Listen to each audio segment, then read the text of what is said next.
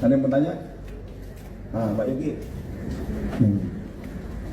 Baik ya, langsung saya ini respon terkait dengan tadi pertanyaan sehubungan dengan RG atas kasus ijazah ya. Pilihan restoratif justice adalah pilihan para pihak. Kami sebagai penyidik tentunya akan berada pada posisi yang netral. Mana yang menjadi pilihan upaya hukum yang diambil oleh para pihak itu menjadi hak dari para pihak itu sendiri.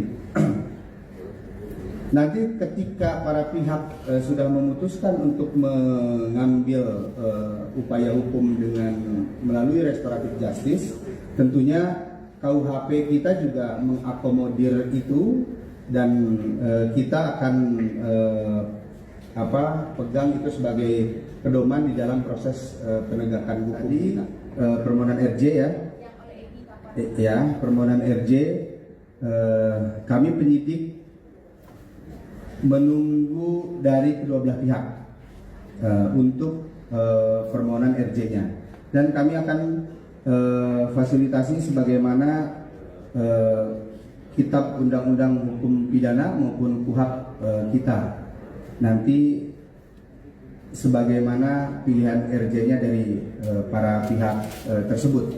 Kemudian yang ketiga tadi informasinya sudah dilayangkan RJ ini minggu lalu, Pak, benar Pak? Kenapa? Informasinya EI dan hari ini sudah melayangkan promo RJ minggu lalu, apakah benar? Informasi dari mana ya? Dari pelapor. Dari?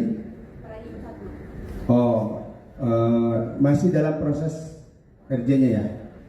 Benar Pak, sudah dilayangkan permohonan. Iya. Ya. Kemudian yang berikutnya tadi masalah pendapat. Bukan Pak, tahap 1 dulu Pak. Hah? Apakah benar mengungkap? Oh iya, sudah kami limpahkan untuk 3 tersangka yang sebelumnya. Kemudian yang berikutnya tadi yang masalah pendapat ya, Polri memproses. Jadi kami menerima laporan, tentunya semua orang boleh berpendapat. Namun demikian pelapor juga memiliki hak untuk menyampaikan apabila ada dugaan pidana dalam satu peristiwa hukum tersebut, dan kami coba menggali karena itu menjadi kewajiban kami juga untuk menerima setiap laporan polisi yang disampaikan oleh masyarakat. Kemudian sehubungan dengan upaya tadi yang disampaikan, ada yang berpendapat bahwa ini adalah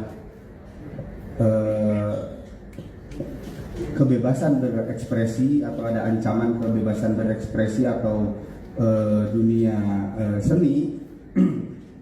Kawan-kawan sekalian, tentunya kita juga tetap harus menjaga ada ruang etika juga di ruang publik yang harus kita pedomani juga, yang harus kita ikuti juga. Nah, ini juga tetap kami mintakan keterangan dari para ahli apakah yang dimaksud dengan kebebasan berekspresi itu kaitannya dengan etika dan norma kaidah yang diatur dalam undang-undang kita. Kemudian apakah produk seni itu atau hasil dari kegiatan yang dianggap sebagai sebuah produk seni, ini juga bagaimana dengan hubungannya kaidah, etika dan norma di ruang publik, sehingga kebebasan dan seni yang berkembang kita bisa jaga kebebasan dan perkembangannya, namun juga keberadaban juga kita jaga untuk kedamaian dan untuk persatuan bangsa kita. Saya kira itu ya. Jelas ya Mbak Yona ya. Untuk Warakas saya sampaikan saudara ASJ masih dalam proses perawatan. Jadi kita berharap yang bersama juga cepat sembuh untuk kita bisa minta informasi ya. Jadi perlu rekan-rekan ketahui bahwa kepolisian ini juga menjaga peradaban dan kemanusiaan, sehingga proses-proses kritikan penyampaian di muka publik kita juga akan memilah. Tapi seperti yang saya sampaikan, jadi laporan masuk ini kan ada ruang untuk penyidik melakukan pendalaman. Itu ya. Terakhir satu pertanyaan. Mungkin yang pertama tadi terkait yang investasi kripto itu yang dugaan itu kan pelaporkan inisial Y ya Pak. Nah itu mungkin boleh disebutin Pak, inisial terlapornya itu ada berapa orang, terus inisialnya apa gitu, dan mungkin nomor LP laporannya juga boleh Pak. Terus yang kedua soal influencer, ini Pak yang mau nanya. Izin Pak, tadi kan Bapak sempat menyampaikan kalau influencer yang diteror itu ada beberapa yang sudah melapor. Nah itu siapa saja Pak yang sudah melapor ke Polda Metro? Apakah semuanya yang melapor di Polda Metro atau di Polda jajaran?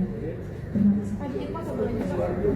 Pak dikit nambahin soal yang kasus Panji, ini kan pelapornya kemarin dari TP Muhammadiyah sama NU kan sudah membantah bukan mereka. Ini siapa Pak berarti pelapornya dari kasus Panji? Terima kasih.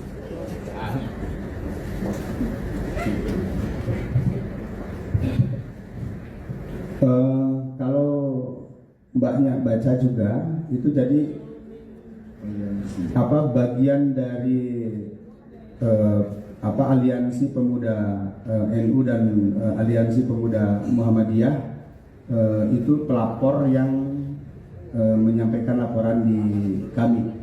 Lalu kemudian